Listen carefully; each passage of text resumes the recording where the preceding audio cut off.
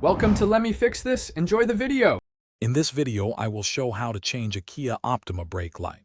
First, make sure your vehicle is completely off and the parking brake is set for safety. You will need a new 7443 bulb and a Phillips head screwdriver. Having these essential items ready will make the entire process smooth and quick. This is a straightforward task that anyone can do with a few simple steps, saving you time and money. Now, open your trunk to gain access to the tail light assembly. You'll notice two small retaining screws holding the assembly in place. Take your Phillips head screwdriver and carefully remove both of these screws. Keep them in a safe spot so they don't get lost during the process.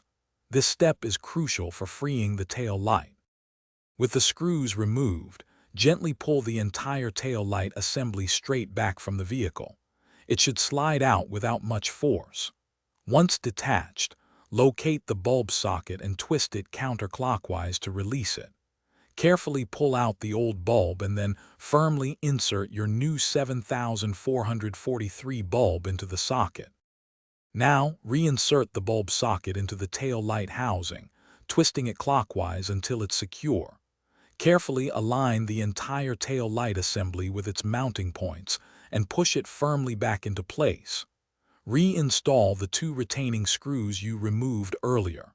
Finally, have someone check the brake light while you press the pedal to ensure it's working perfectly. Thanks for watching. If you found this helpful, don't forget to like and subscribe.